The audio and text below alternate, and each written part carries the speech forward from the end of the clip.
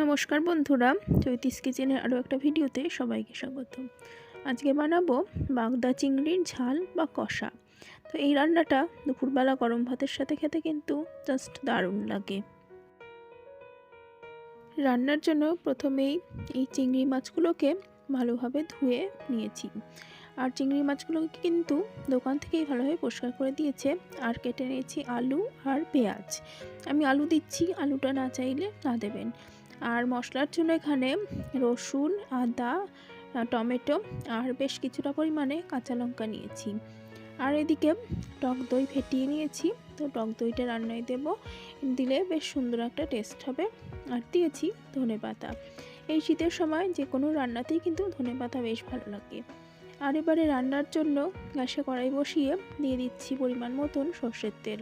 তেলটা গরম করে নেব। তেলটা বেশ ভালোভাবে গরম হয়ে গেছে। আর এখন চিংড়িগুলোকে হালকা ভেজে নেব। চিংড়ি কিন্তু কখনোই বেশি ভাজা যায় না, বেশি ভাজলে চিংড়িগুলো শক্ত হয়ে যেতে পারে। তো সেই জন্য চিংড়িগুলোকে আমি অল্প ভেজে নেব। সমস্ত চিংড়িগুলো আমার দিয়ে দেওয়া হয়ে গেছে।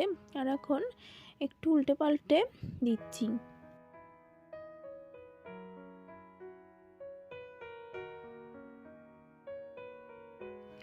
চিংড়ি মাছ তেলে দেওয়ার সাথে সাথে কিন্তু বেশ অনেকটা পরিমাণে জল বেরিয়ে যায় মাছের ভেতর থেকে। তো সেই জন্য তেল জল বেশ অনেকক্ষণ কেমন একটা হতে থাকে। তো সেই ক্ষেত্রে গ্যাসটা একটু বাড়িয়ে দিয়ে রাখলে কিন্তু জলটা উড়ে যায়। এই যে দেখুন, চিংড়িগুলো বেশ লাল লাল হয়ে গেছে। আর চিংড়ি কিন্তু খুব অল্প সময়েই লাল লাল হয়ে যায়।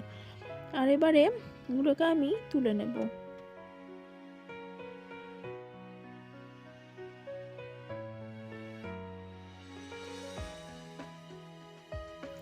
সমস্ত চিংড়িগুলো আমার ভাজা হয়ে গেছে। আর এখন আমি তুলে নিচ্ছি।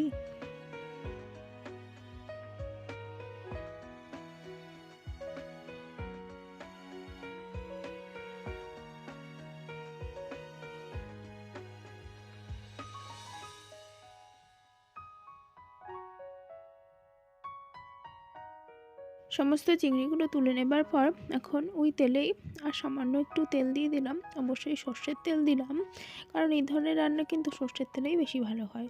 আর তেলটা গরম হয়ে যাবার পর একটু গোটা গরম মশলা ফোড়ন দিয়ে দিলাম। আর দিয়ে দিলাম গোটা জিরে ফোড়ন।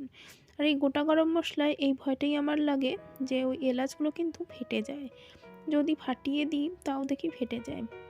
আর এবারে ফোড়নটা রেডি হয়ে যাওয়ার পর আলু আর পেঁয়াজটা দিয়ে ভালো করে ভেজে নেব। আলু আর পেঁয়াজটা বেশ লাল লাল করেই ভেজে নেব, তার কারণ যেহেতু ঝোল হবে না এতে। তো সেই জন্য আলুগুলো কিন্তু সেদ্ধ না হওয়ার চান্স থেকে যায়, সেই জন্য এগুলো ভালো করে ভেজে নেব।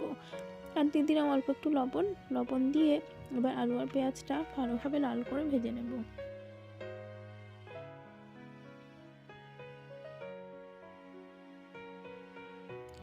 আলু আর পেঁয়াজটা লাল লাল করে ভেজে নেওয়ার পর এখন এই মিক্সিতে করে নেওয়া আদা, টমেটো, রসুন, কাঁচা লঙ্কার পেস্টটা আমি দিয়ে দিলাম। আমি প্রায় 7-8টা মতন কাঁচা লঙ্কা দিয়েছিলাম। কাঁচা লঙ্কা বলতে কাঁচা পাকা লঙ্কা। এগুলো কিন্তু বেশ ঝাল হয়, যেহেতু ঝাল কষা বানাচ্ছি তো সেই জন্য একটু ঝালঝালি বানাচ্ছি। পেস্টটা দিয়ে দেবার পর এখন গুঁড়ো মশলা দিয়ে দেবো। দিয়ে দিচ্ছি পরিমাণ মতন হলুদ, দিয়ে দিচ্ছি পরিমাণ মতন জিরে ধনের গুঁড়ো। আর এবারে অল্প একটুখানি লাল লঙ্কার গুঁড়ো দিচ্ছি। লাল লঙ্কার গুঁড়োটা একদমই অপশনাল, আপনারা যদি না চান তাহলে নাই দিতে পারেন। আর দিয়ে দিচ্ছি পরিমাণ মতন লবণটা দিয়ে এবার ভালোভাবে মশলাটা মিশিয়ে নেব। একটু জল দিয়ে মশলাটা কিছুক্ষণ কষিয়ে নেব।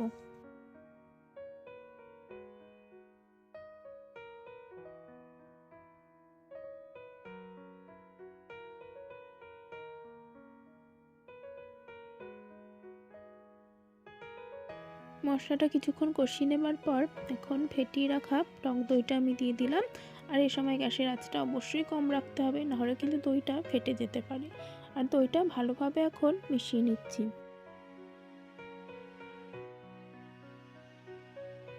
আর এবারে সমস্ত মশলাটা খুব ভালোভাবে কষিয়ে নেব যতক্ষণ না মশলা থেকে তেল ছেড়ে আসে। আর আমি একটুখানি চিনি দিয়ে দিলাম, তার কারণ রান্নায় আমি দুটো টমেটো আর বেশ কিছুটা টক দই দিয়েছি, তো সেই জন্য স্বাদটাকে ব্যালেন্স করার জন্য একটু চিনি দিয়ে দিলাম। আর এই যে মশলাটা কিন্তু আমার বেশ সুন্দর কষানো হয়ে গেছে, মশলাটা থেকে তেলও ছেড়ে দিয়েছে।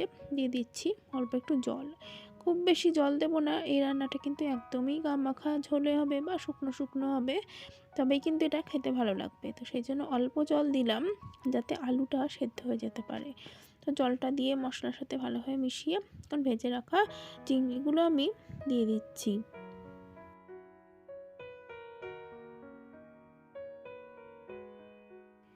আর এবার এটাকে ভালোভাবে ফুটতে দেব, যতক্ষণ না ফুটে পুরোটা ঘন হয়ে আসে।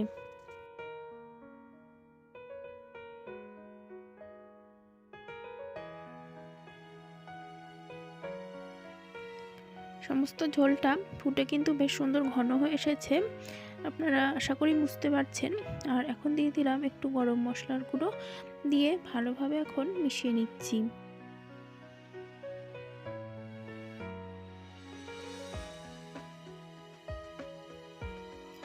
আর এবারে দিয়ে দিচ্ছি একটু ধনেপাতা। ধনেপাতার ফ্লেভারটা কিন্তু দারুণ লাগে এই রান্নাটাতে। এই রান্না কেন, শীতের সময় যে কোনো রান্নাতে কিন্তু ধনেপাতার ফ্লেভারটা বেশ ভালো লাগে। তো ধনেপাতাটা দিয়ে একটু ভালোভাবে মিশিয়ে দিলাম। ব্যাস, আজকের চিংড়ির ঝাল বা কষা কিন্তু একদমই রেডি। দুপুরবেলা গরম ভাতের সাথে কিন্তু জাস্ট দারুণ লাগবে এই রান্নাটা। আর বন্ধুরা, আজকের ভিডিওটা কেমন লাগলো সেটা অবশ্যই জানাবেন। ভিডিওটা ভালো লেগে থাকলে অবশ্যই ভিডিওতে লাইক দেবেন, কমেন্ট করবেন, আর অবশ্যই আমার চ্যানেলটিকে সাবস্ক্রাইব করে পাশে থাকবেন। অনেক অনেক ধন্যবাদ বন্ধুরা।